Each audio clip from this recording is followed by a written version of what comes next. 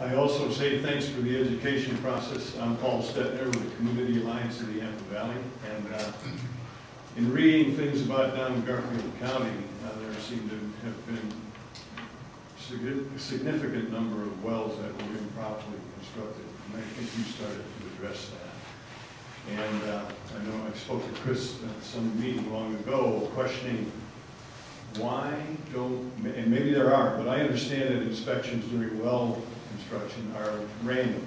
And to me, it would seem like there would be some very key points where the COGCC inspectors would want to be involved to ensure that something is done properly before you even go to the next step. And in my understanding, this is not in place, and I would wonder why, and why couldn't you have something like that to really ensure that the wells, I mean, this is besides fracking, just get it down to where you're going to go into all the formations where you can have cross stratification, contamination. Why can't we have that kind of a system? And what happened down in Garfield County that so many wells got constructed improperly and they weren't picked up? Because once the thing is done and you get a report months later, it's too late, I think. I would agree with that, once it's done and it happens very fast. And in the case of the Divide Creek issue, it'd be interesting to figure out how to inspect for all that. And I would certainly, if the ultimate thing is that we need a couple of inspectors for every well to monitor them, every rig to monitor them at that time, it's a funding issue. And I mean, honestly, right now there's 72 rigs running, so we need 144 people to keep it on, and actually we probably need not 144, we need another 72, right, in order to have 24-hour shifts. So I'm not trying to be a smart aleck. I mean, I actually had this conversation. How do we get to that point, and what is the right point to be there? And I think that's a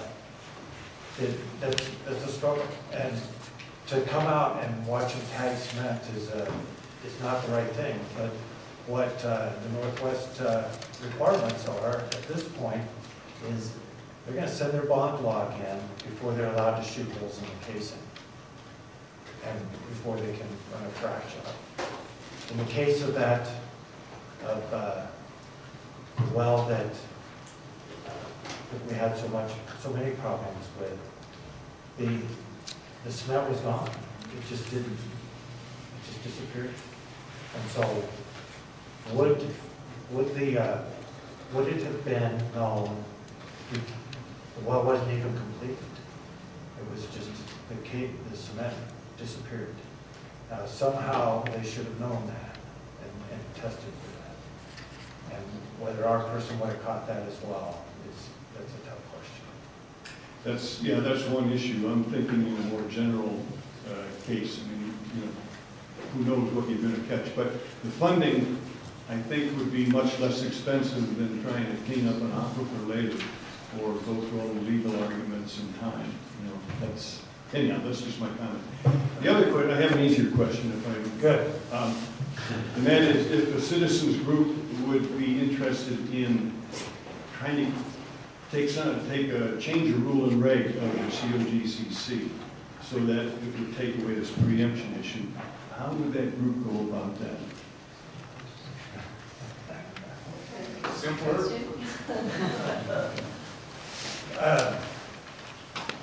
I guess depending on how you wanted to do it. I guess they tried to do it legislatively this year. It's not been very successful. If they wanted to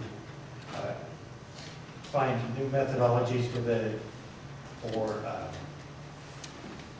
collaboration between the two, I think that would be something that should be submitted to the commission itself, the commissioners, and as a recommendation. Yeah, just for an example, I was pretty, I really thought that having a a comprehensive project plan, if you will, rather than making that voluntary. That really should be something that the county should be, have in its pocket, so you know what this project is going to look like, how it's going to proceed. Because just getting bits and pieces of information along the line, while it may be useful along somewhere, it doesn't give a picture of what's really happening on the countryside. So anyhow, that's just my last comment, and I'll put it to that. Thank you. Anybody else? We got a question, Ken? Ken Brenner, 789 Spring Creek Circle, here in Seaway Springs. Just some clarification on the IGA MOU discussion. I didn't quite understand all of that.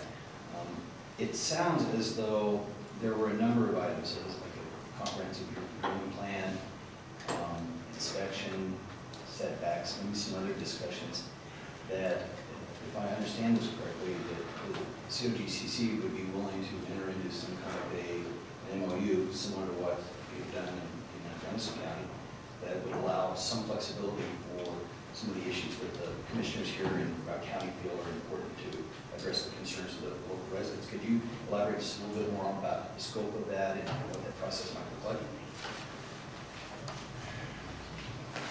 I can. Again, I'm probably going to run into some legal barriers here because I think it's complicated. There are several mechanisms that are allowable for direction. So there's the statutory piece of requirement, so it's by law. Then the regulatory rule piece, so the commission can take that statutory piece and make it a rule. Then they have the individual area pieces, which is by order, which is the thing that the commission actually does most often. So there'll be a specific area that's identified and they'll set specific requirements. Density of wells, number, how many feet it needs to be set back, spacing unit size, things of that nature. Orders are what the commission does to find violations. Orders can be given for any number of things. So one of the different kinds of orders was one I was talking about regarding that reservoir, where try to establish these are going to be the well spots, that any wells for this area will be drilled and it'll create a safety barrier for that reservoir. I think there's some other things that could fit into that regard, but some of them get pretty big. MOUs it's a different process. The MOU between the Oil and Gas Commission in Gunnison County took a different process. The commission did sign the MOU, but I don't think it went to notice and hearing. And I don't think there was public comment. And so I'm a little bit nervous about what things we take into that methodology. Because I think that there's requirements, EPA, or again, that's why I say I think it's easy for me to get out of my bounds here pretty quickly. But the IGA for the inspection is actually in the statute. It contemplates that an agreement may be set up for local governments to have inspectors. So I think that's firm footing. But I think if we go down that other road, I think it starts getting complicated, and I think that we could end up in a lawsuit. And I'd rather find some firmer to stand on than hang out like that. Thank you. You bet.